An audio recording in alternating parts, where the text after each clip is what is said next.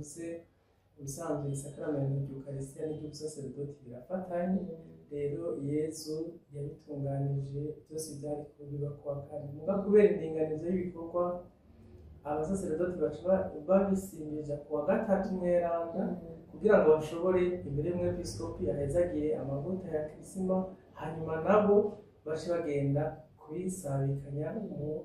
muri paruwasi. Mu paruwasi baba barongowe niyo ntumbero nyamukuru, nico gituma babigize. Mugabo kamere na kera isakaramentu ry'Ukarisitiya, amavuta ya kirisima n'isakaramento ry'ubusaserdoti n'irya Ukarisitiya baba bahimbaza ku munsi wa kane mu gicugu, murabibona. hanyuma bugaca mu gitondo tugahimbaza Pawulo k'umukama wacu Yesu Kristo, aho twibuka ingene yafashwe agatwarwa imbere y'intahe, hanyuma akabambwa ku musaraba agapfa, hanyuma bakamukuba, hanyuma mugabo munsi tugaca dushikanaho yizura mu bapfuye, akadusubiza ubuzima, akisubiza ubuzima, ariho tuba tujabutse. Rero mubajije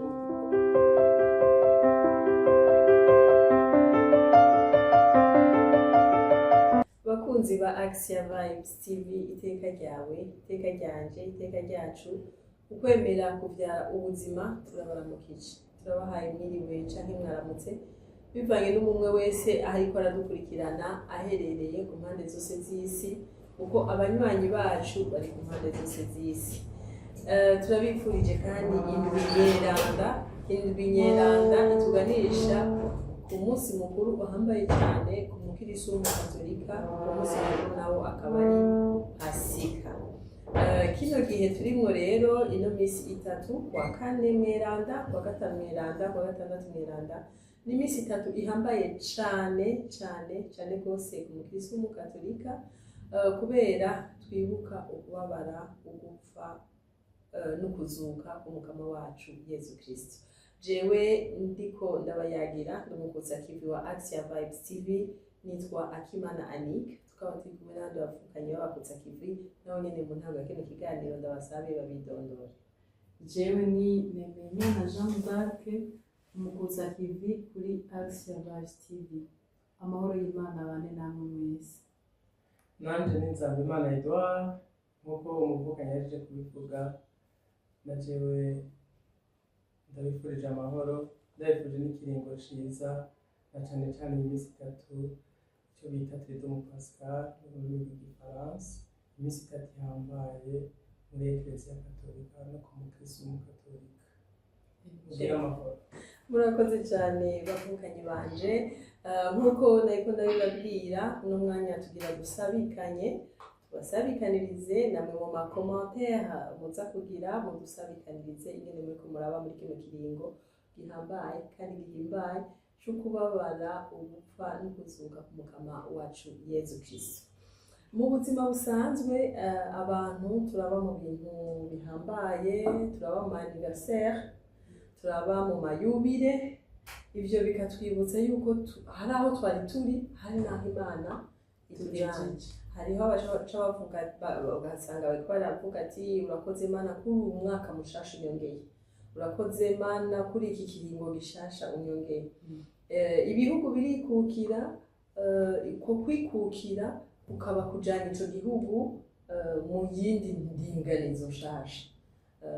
y'igihugu, indinganizo nshasha y'abantu, nukujabuka baja mu kiringo gishasha. Twebwe rero natwe abakirisu b'abakatolika turafise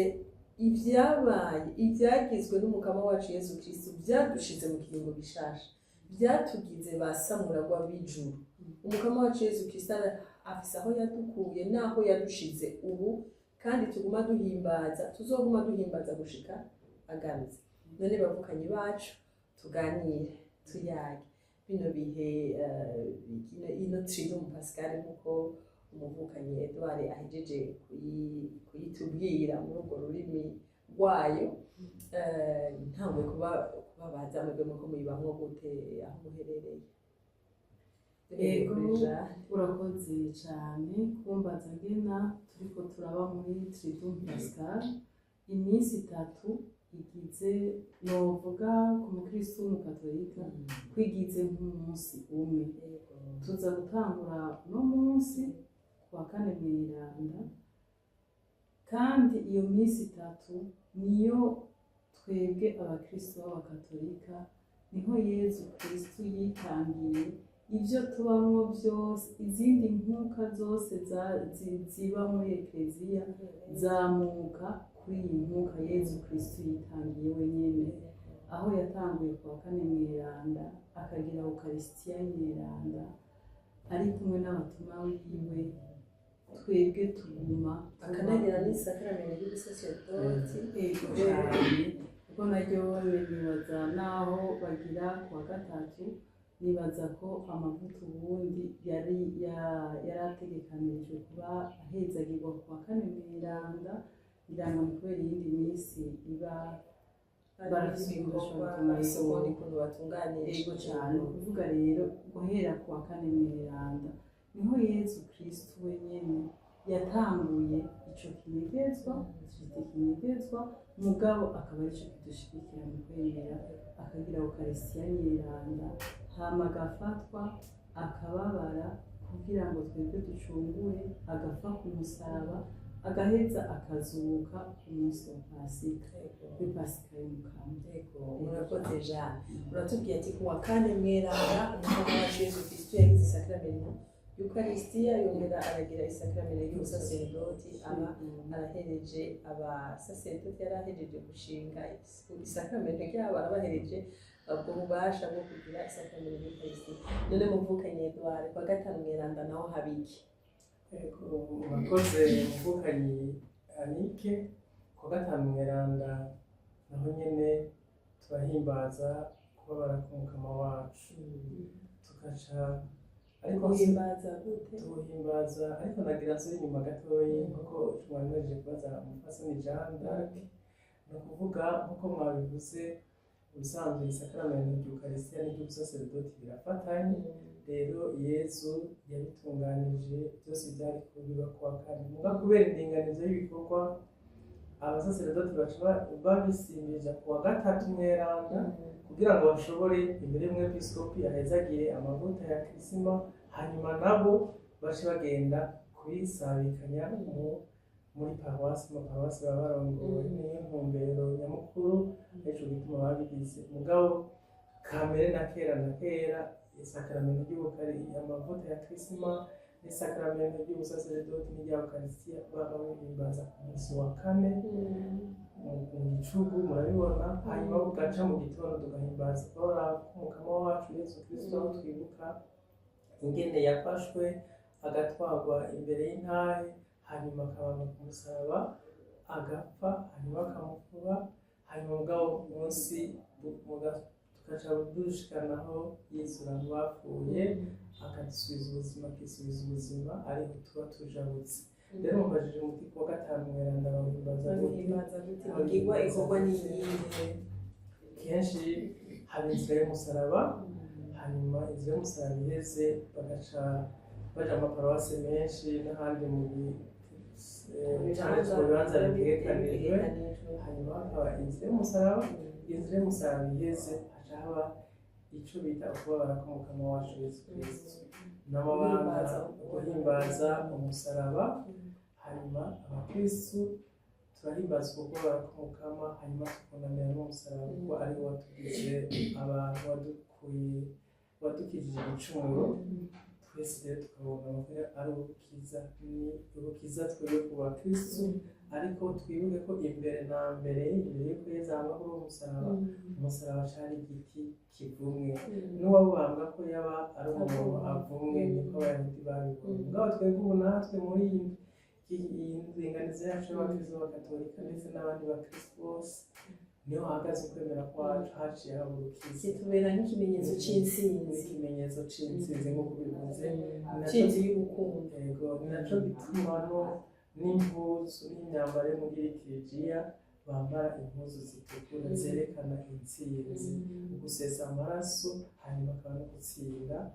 ariho cerekana ko umukama wacu yatsinda, agatsinda urupfu, agatsinda inabi, natwe rero kugira ngo turonke ubuzima kandi turonkera n'ubuzima rero twidegemvya abakunzi ba Action Vibes TV, iteka ryawe, iteka ryanje, iteka ryacu, ukwemera kuvyara ubuzima. Mahejije kumva kuwa kane mweranda ingene abakirisu baheza bagahimbaza imigigwa yo kuwa kane mweranda, Ukaristiya n'ubusasedoti nk'uko Yesu Kristo yabigize. Hanyuma murumvise n'ingene kuwa gatanu mweranda duheza tukabihimbaza, duhimbaza ukubabara k'umukama wacu Yesu Kristo. Mwumvise ko duhera ku nzira y'umusaraba, iyo nzira y'umusaraba iheze hakaca haba rero ihimbazwa ry'ukubabara k'umukama wacu Yesu Kristo, tukaheza tukunamira n'umusaraba. Umusaraba kera cari ikimenyetso c'ukuvumwa, cari ikimenyetso c'ububisha, ariko ubu kuvaho Yesu Kristo wacu aho bambiwe ko bisigaye ari ikimenyetso c'intsinzi, ikimenyetso c'ubuzima ku rupfu. None bavukanye Edouard, ngarutse iwawe kuwa gatandatu mweranda naho turaheza tukabihimbaza gute nk'uko wari ubibona amaparuwasi? Kuwa gatandatu imyaka umaze guhimbaza kuwa gatandatu mweranda ni myinshi, uramaze kubona ingene bigenda gute? Ego murakoze muvukanyi. Kuwa gatandatu mweranda naho nyene ni nka kwa kundi mu bisanzwe nciye inyuma gatoyi, ni ukuvuga nk'uko Jane yari yigeze kubivuga, iyi minsi itatu mu kwemera kwacu igize umunsi umwe. Hariho abavuga ngo tugiye mu misa kuwa kane mweranda, bakavuga ngo tugiye mu misa kuwa gatanu mweranda, no mu misa kuwa gatanu mweranda, ariko imisa yinjira kuwa kane n'urumenyetso rw'umusaraba nk'uko byahora. Hanyuma rero akantu tutavuze nuko hari ibica bihinduka, nta misa ngo isohoka ngo ushengero turashikanye, bica bitwibutsa muri rya joro Yezu yafatwa. Bazi ko Yezu yafashwe mw'ijoro hamwe n'abatumwa biwe bahejeje kuva Ukaristiya kaboza n'ibirenge, baca bajana ku gasozi ka Oliveti, baca baramufata. Rero bamufashe niho turamubona, baca bahindura na altari nyeranda, bagura amatabernakulo, bagafuka imisaraba, bagaca baraba rero nk'ubuha twimurira sakramenti nyeranda ntabwo babitunganye. Harya n'inkamwe baba ariya muri uravye n'inkamwe muri ya sentare hamwe bamutwara muri irya joro kwa Pilato. Kandi nk'uko yarabivuze ati hariho akantu twibagiye kuvuga, harabadora ijoro ryose.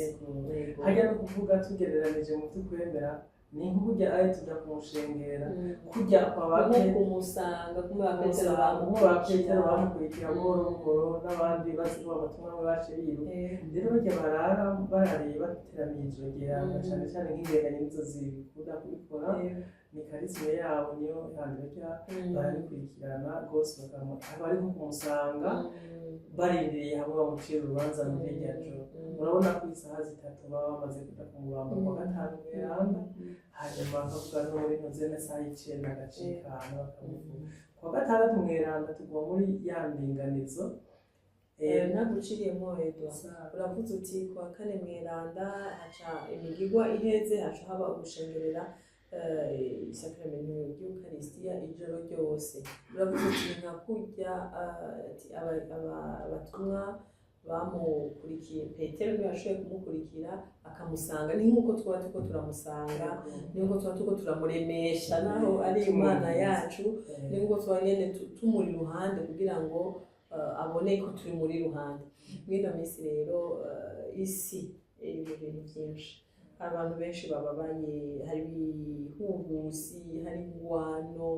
hirya no hino. Natwe duherutse guca mu kintu caduhungabanije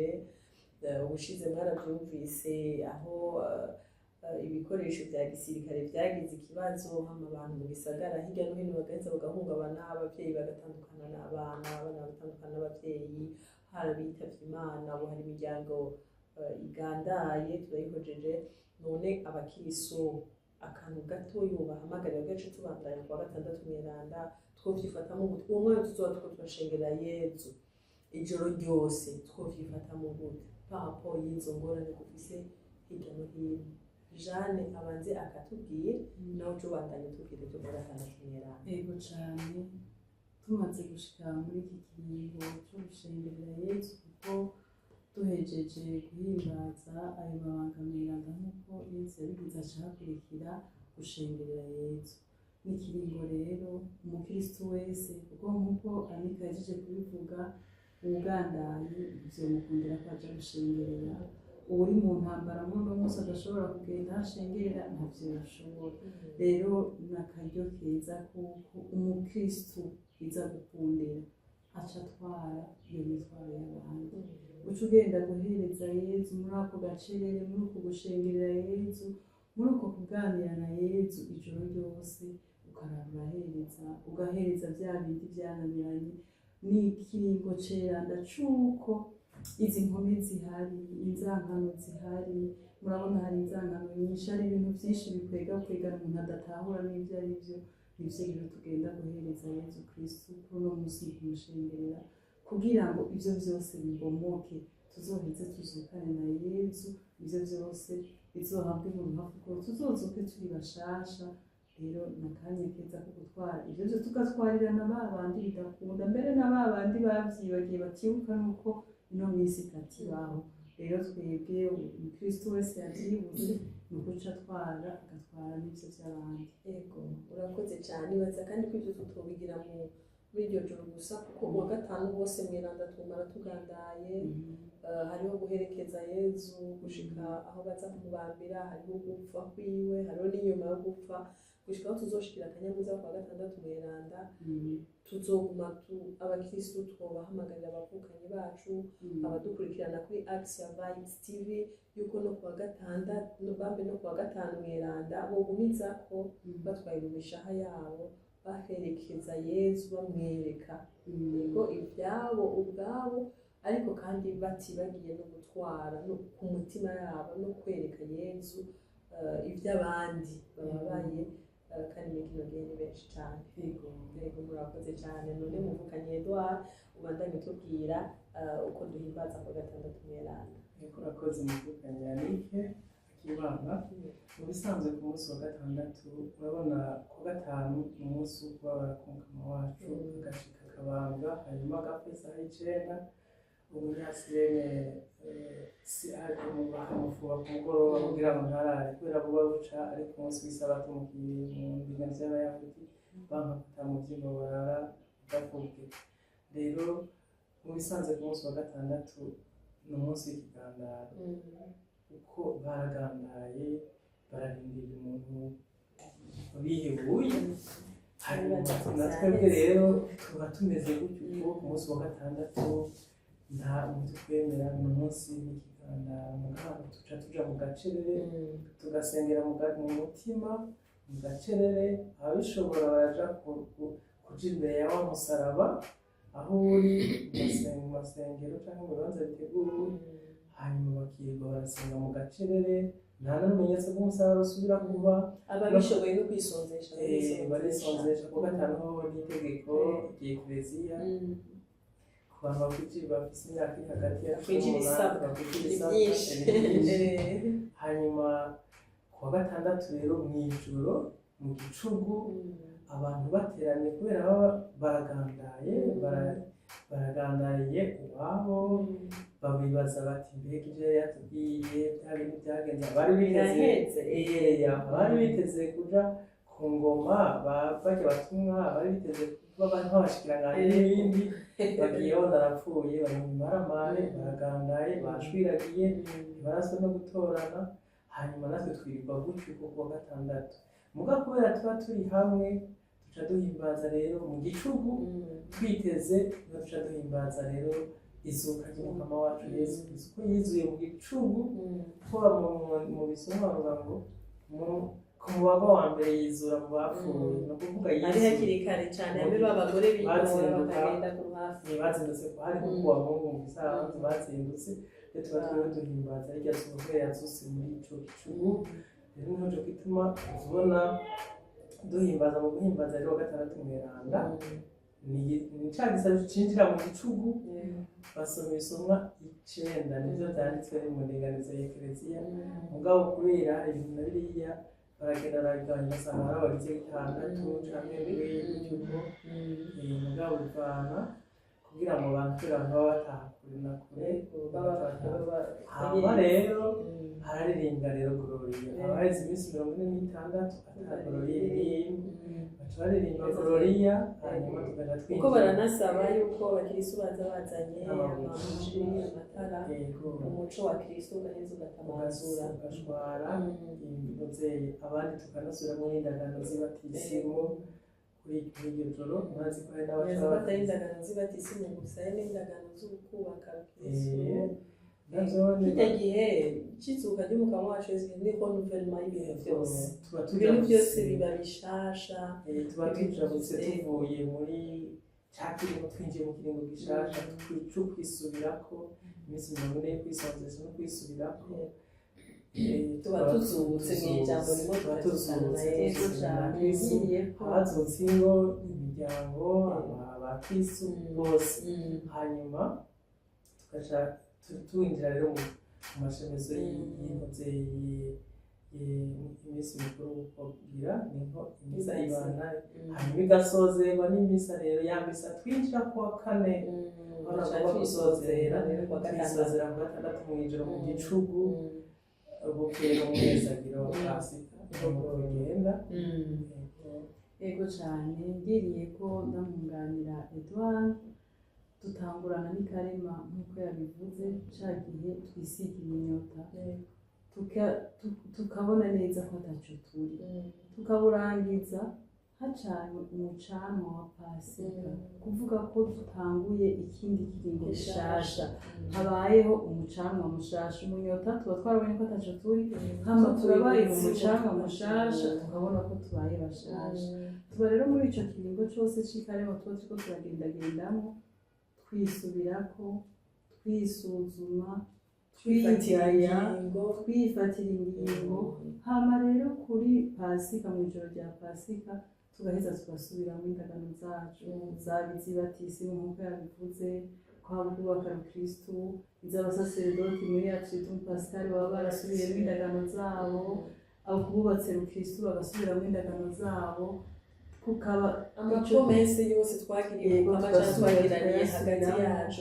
akabaho rero igihe basabira abantu, bagasabira abubatsi, bagasabira abakatekimene, bagasabira abatwara, bagasabira abantu bose. Ni ukuvuga ko Pasika ibaye izuka mu mpande zose, kandi izindi nkuka zose za misa tuzozigira twisunga ya nkuka nyeranda yo kwibasa, nk'uko yabivuze ko iya Mungu yose ni Pasika, iya Mungu yose ni Pasika, n'izuka no kuba mushasha. Kuvuga rero abakristo bo kwa Mungu namuciriyemo tuvuga ngo ego cane muka, turabemera kuva kwawe kandi turashemeza izuka ryawe gushikaho uzogarukira. Nukuvuga birya tubwiye tuguma kurya yakoze tuguma tuvyibuka gushika hazogarukira. Ego cane. Bavuganiye gatoyi, benshi barabibaza ngo ni ugusubiramo, ni ugusubira kubyabanye abanamba, kuko umunsi ni mushasha, ntizari bishaka, kuko winjiye mu bintu vyawe uriko ndaraba jewe nka jewe ko nibivuga, iyo twinjiye muri kiriya kiringo mbonye ko kibaye gishasha, n'ibintu bishasha ntaba nari bwabone. Rero nico gituma rero abantu bakunda kuvuga ko ari isubiramo y'abanamba n'ibiza ari bishasha, ko turasubiramo tukibuka ico kintu Yesu yadukoreye c'agatangaza, urwo rupfu yadukuyeko, tuvyibuka nk'uko ari biriko biraba nyene, si vyabaye kiriya gihe nka histoire kandi seka tubigoya tubigira nk'ibikubira ko Yesu yavuze ko tuzokuwa kane mweranda, ariko arashinga isakaramentu ry'Ukaristiya n'isakaramento ry'ubusaserdoti, yavuze ati murabigire munyibuka, tubigire twibuka wenyene, tubigire uko nyene nk'uko ari wabigize, kuko ari wabigize ico kintu. Nuvuga Yesu yadukuye habi mw'ijambo rimwe, adukura mu vyara vya Sekibi, nk'aka karirimbo uyataba Yesu je bandika Imana mare, iyataba Yesu je banduwo gupfa, iyataba Yesu je bandika Imana mare, iyataba Yesu je banduwo gupfa. Kama Yesu yarakuze, iyataba Yesu tuba turi Imana mare, rero yarakuze. Hanyuma mwavuze muti hari akabazo babajije umupfasoni Jeanne d'Arc, muti none nk'abo bantu bari mu kigandaro, abantu bagowe bafunzwe, wa munsi wa gatandatu mweranda hamwe tuba tugandariye Yesu Kristo, ku wa gatandatu kuva ku wa gatanu mw'ijoro ku wa gatandatu gushika muri ca gicugu hamwe bacana umuriro mushaka tukaba tujabutse abantu twese dusenga mu gacerere aho muri ako gace tuba turiko turasenga niho twoca dutwara rero imitwaro yacu imitwaro ya bene wacu imitwaro y'igihugu imitwaro ingorane zose ziba ziri mu gihugu cacu igihugu tukagishira mu minwe mu biganza by'umukama isi yose mu nk'isi nk'igitoro urabona ko twe ntacyo twimba ngaha mu Burundi mugabo kiva hariyo kiva tukabasabira no muri Irani kugira ngo amahoro muri Israel canke Israel kugira ngo igitoro kibe kize tugire dushobore kuronka ariko kandi bagira amahoro batekane kuko urumva intambara yica byinshi mubara batagira amatara hariya ni mu bihugu byo mu bugaragwa amazi barayakamije urumva biragoye cyane bari mu bibazo bikomeye cyane nico gituma kubasabira cyane rwose muri yego tugaheza tukisabira na twebwe ibyo turimo ni byinshi natwe bikeneye ibisabisho ingo muri kino gihe zifise ibibazo byinshi cyane mu mpande zose turakeneye ko umukama wacu Yesu Kristo azohashika hama akagenda azura agira ibintu byose bishaka asubiza ubuzima magufa ciye nibuka indwinyeranda twigeze kubamo igihe kimwe muri retraite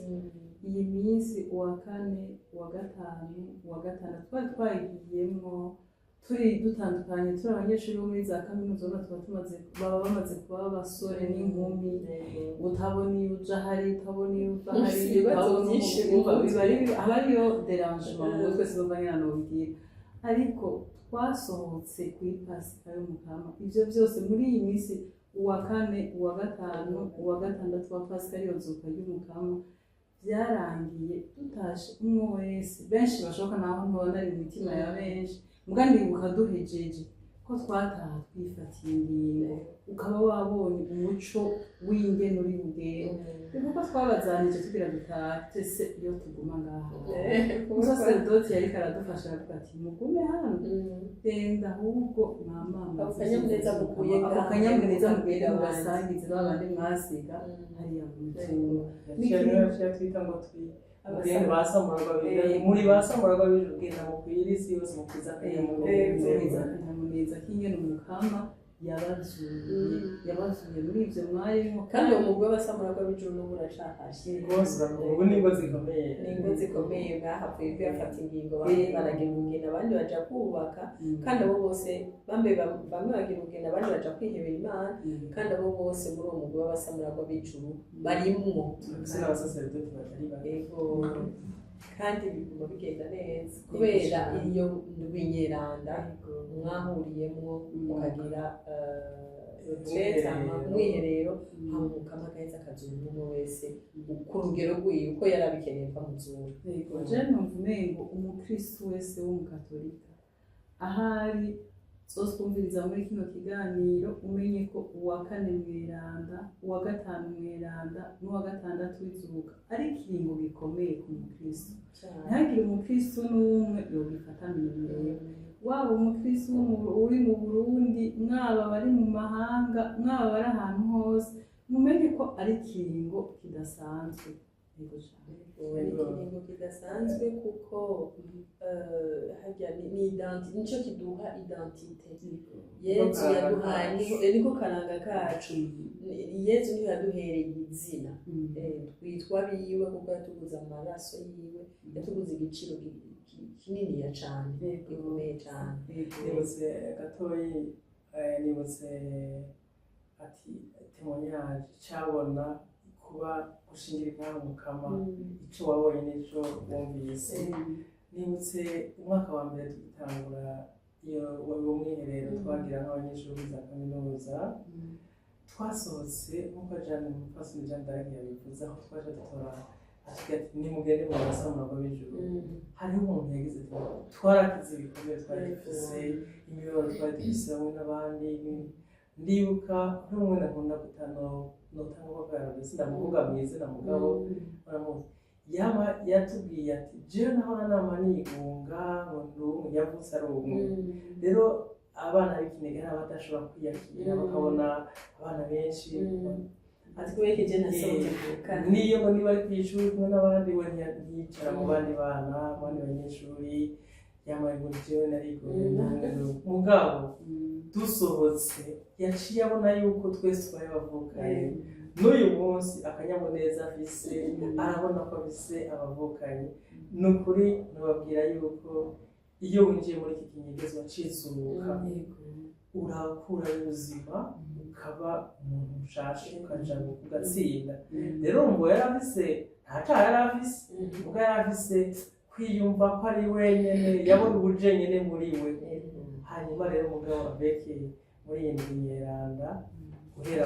acaraba muzima aravukana n'abandi arahimbawe kuko yeza aratuvukanye kuko kandi si wonyene aho mvuze uwo ndabutanze reka nanje ntanga akarorero k'abandi bavuga ati iki kintu twavuze yuko ari igihe co kubomora bya bindi byananirana co kubomora za nzanko zimwe za zindi twari twaraboshe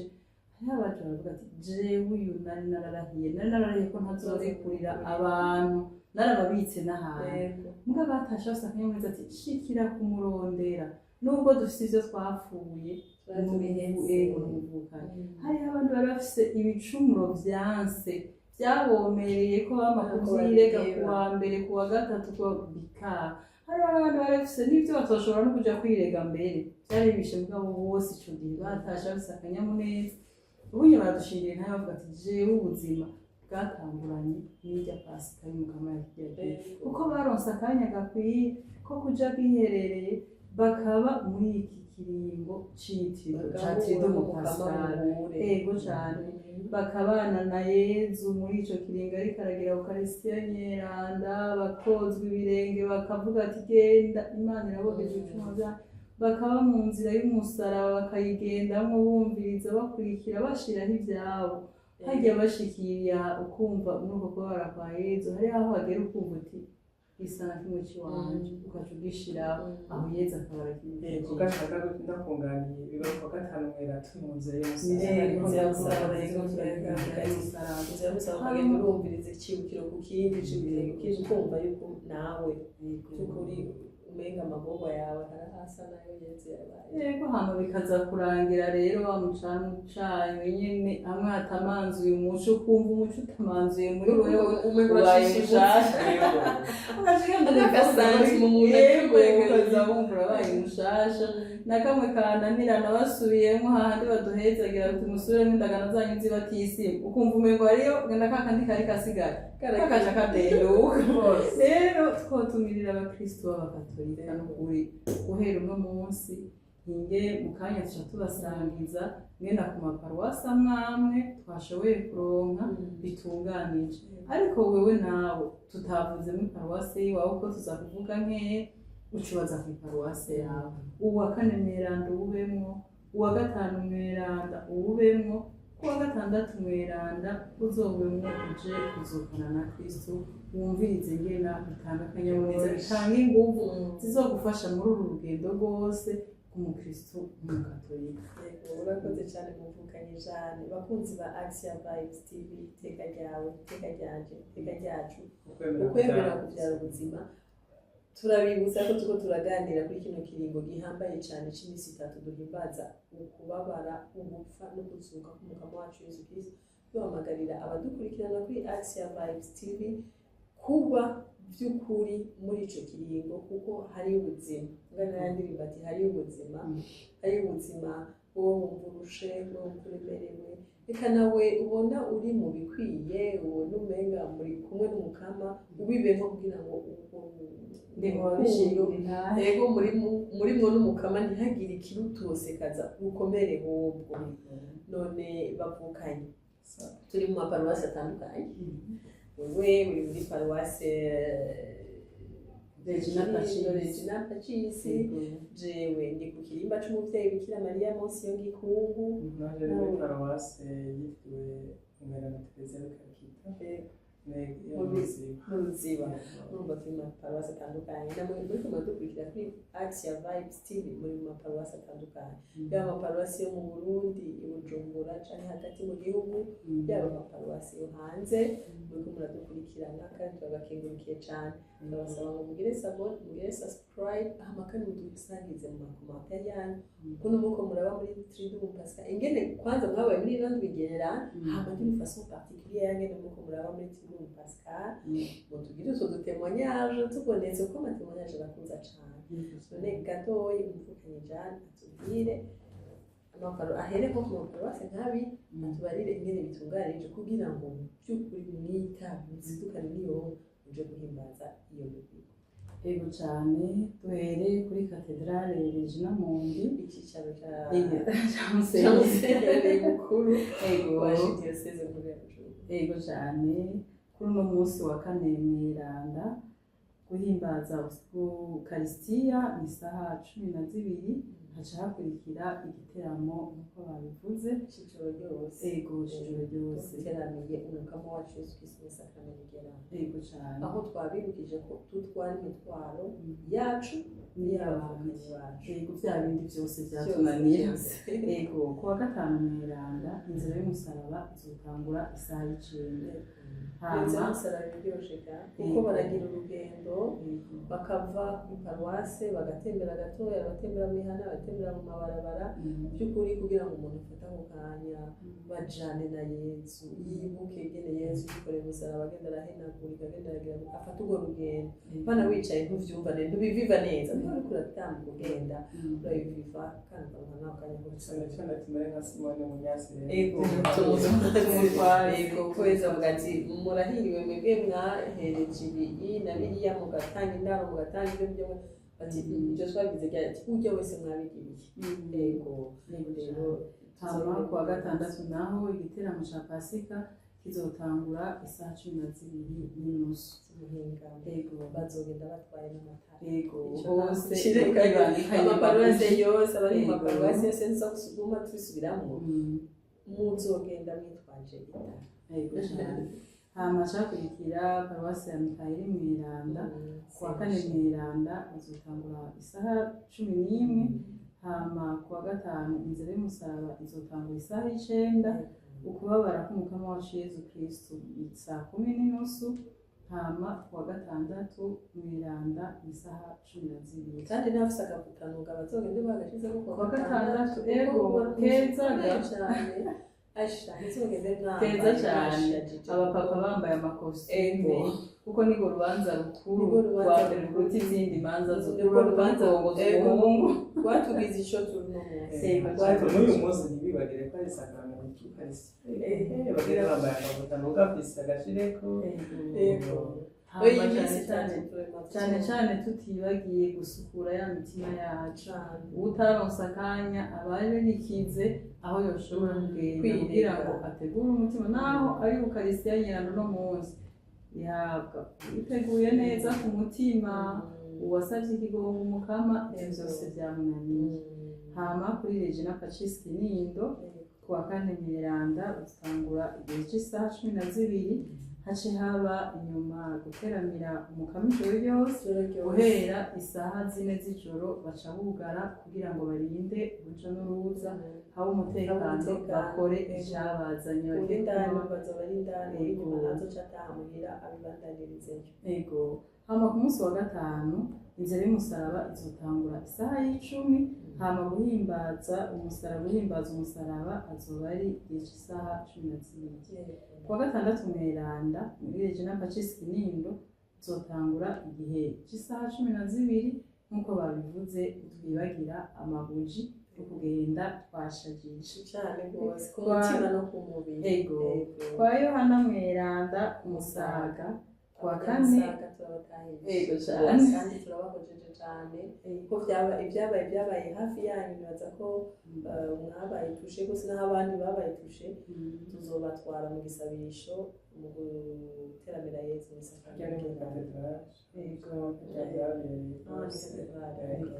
hama cyabaye kuri Sentane ku wa kane ni isaha 11:30 ku wa gatanu inzira y'umusaraba izotangura saa 9:30 hama ukubabara k'umukama wacu Yezu Kristu 10:30, hama kuwa gatandatu mweranda zotangura isaha 11:30. Kuri munsi yo kwera iwacu impano abenjewe ndasoma bakunzi ba Action Vibes TV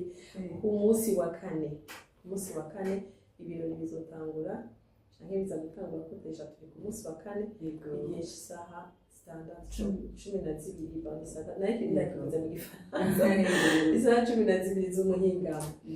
biza gukurikirwa no gushengera Yezu isakramentu y'Iranda ijoro ryose kazi ibiteramo twabimenyereye ku kirimba c'umuvyeyi wacu Bikira Mariya turakunze kubiterambere none no munsi bakunzi ba Action Vibes TV muze guteramana n'umukama undazi abajejwe decor babikora neza cyane bahateguye bazuza guteramira Yezu ijoro ryose ejo ku munsi wa gatanu rero tuzotangura ku nzira y'umusaraba baravuze amatangazo ko tuzohera ku irembo rero bavukanye ku irembo muzobe muhageze kugira ngo iyo nzira y'umusaraba tuzoyibemo murazi ko tugenda tugatembera hari inzira baba bateguye kugira ngo tuze kuhaca tugenda turasenga tugenda turasabira igihugu dusabira imiryango dusabira ekleziya dusabira ibyo byose biba bituri mu mitima cyangwa bitubereye imitwaro tugenda turabisabira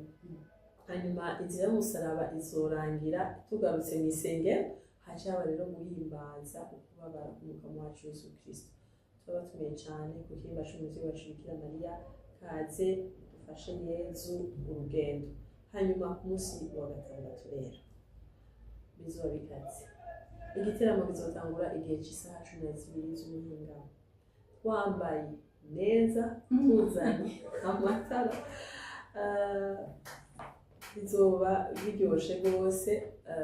kaze karibu kirimba c'umuvyeyi wacu Bikira Mariya duhimbaze neza mu biringo vya Pasika murakoze reka muvukanye Jeanne abandanye ababwira agaciyemo Yego cyane abakristu b'abakatolika bo muri Sainte Famille Kinama kuwa kane bazotangura igihe cy'isaha 11 nico kimwe kandi na sikrisale yo mu Gatunguru kuwa gatanu mweranda inzira y'umusaraba izotangura saa 9 kandi nabo muri sikrisale ya Gatunguru nabonye naho bizotangura kuwa gatandatu igiteramo ca Pasika kizotangura igihe cy'isaha 10 tuzokwibagire urumva handi twara dutangura amasaha ari kare inyuma mugabo bazotangura kare cyane kubera abantu bataha ahatandukanye ego hama kwa Yozefu mweranda mu Ngagara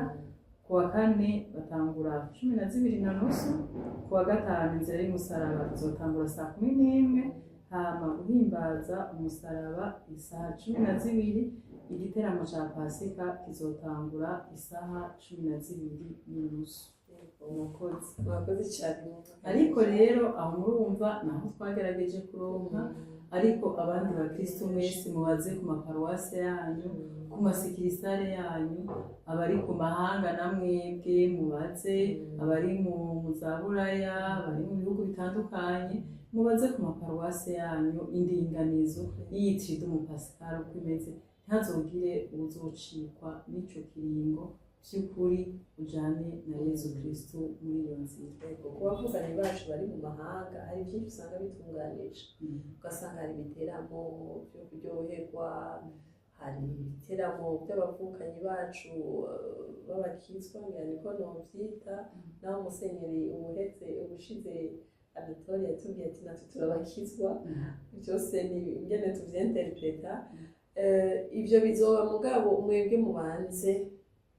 mukurikirane identite yanyu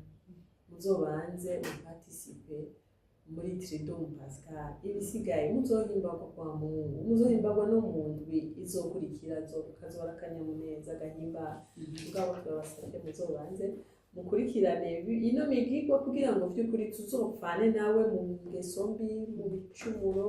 mu mibabaro mu guhemukirwa ibyo byose biri hamwe twese tuzukane nawe umunsi wa gatandatu none mu gusozera abavukanyi banje twabaye kumenya kino kiganiro nakaye kajambo mugenda mubwiye abaduko badukwitana kuri Action Vibes murakoze cyane kuvugana n'umupfasoni Akimana Anike akajambo notekerera bariko baratwumviriza abatwumviriza kuri Axioma TV nuko boza dusabikaniza nabo ivyo batahura uko bavyumva ingene muri iki kiringo ingene bagifata ingene bagitahura hanyuma ikindi naco nobasabira kuri rugira vyose kugira ngo Imana ibandanye ibahezagira kandi binjire cane cane muri iyi minsi y'ukubabara y'ugushingiza akaramento ry'ubusaserdoti na Eucharistie nyeranda eka no kubabara k'umukama wacu no kuzuka k'umukama wacu Yesu Kristo ariho duca twinjira tugasubira kuba bashasha yuko Imana yabanje ibahezagira abantu bakitaba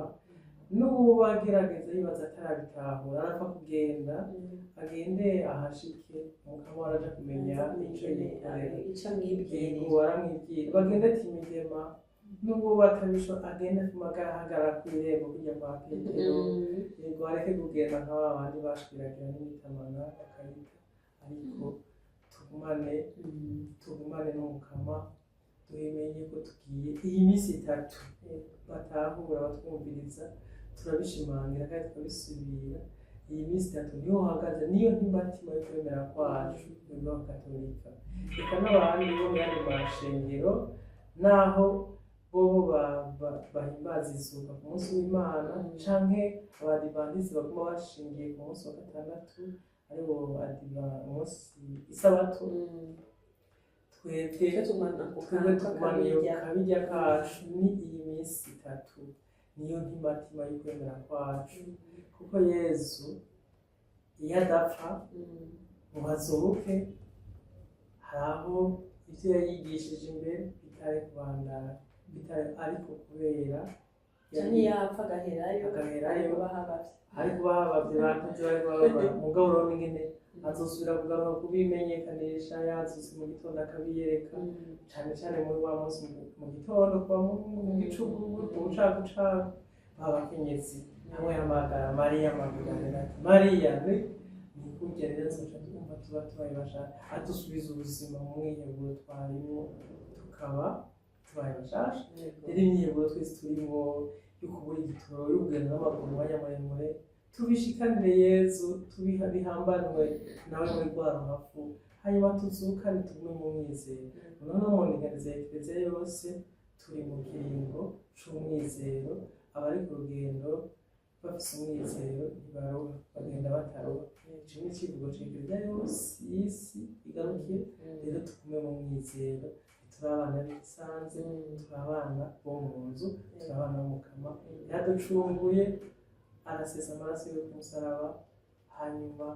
arizura mu bapfuye adusubiza ubuzima rero nico nariko aravuga nti mugire amahoro abatwumviriza mugire iteka aho muri mugire iteka tugire iteka mugire ukwemera kuko ukwemera kubyara ubuzima turakoze cyane muvuganye nanje ico nobwira abariko baradukurikirana kuri Axioma TV uno munsi Nyeranda birashobora kuba gusanze mu mwijima uterwa n'ibintu byinshi umwijima watewe no guhemukirwa umwijima watewe n'ubukene ukabura iki na kiriya umwijima watewe n'ibyo wakoze bigutera isoni ukumva ntiwokwegera aho umukama ari ntiwokwegera aho bariko baragira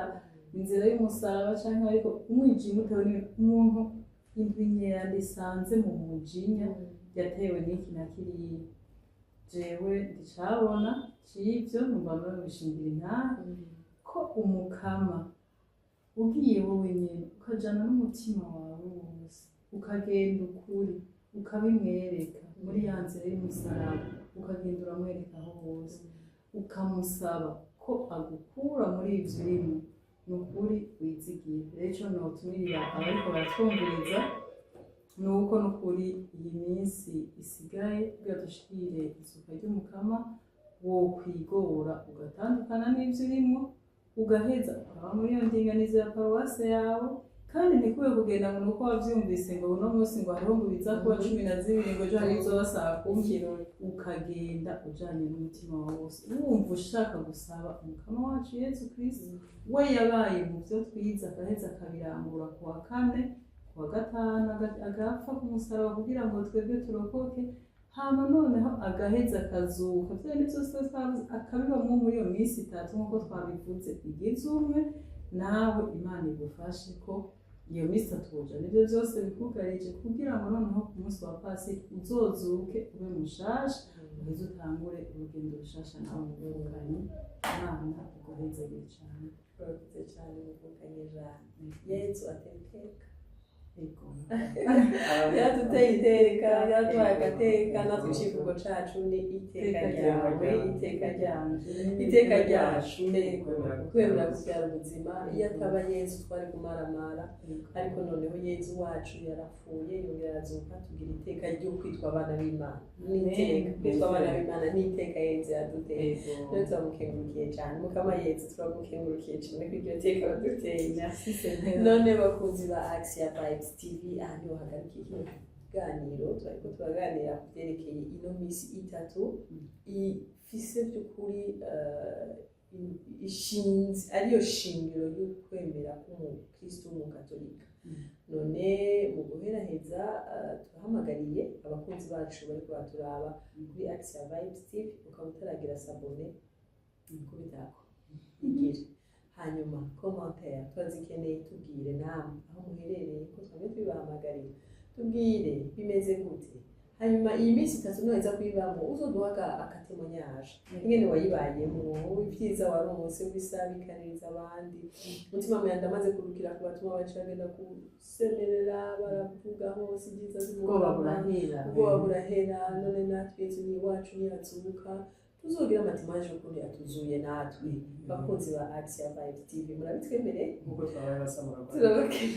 kuko twabaye basamura ngo bijumye.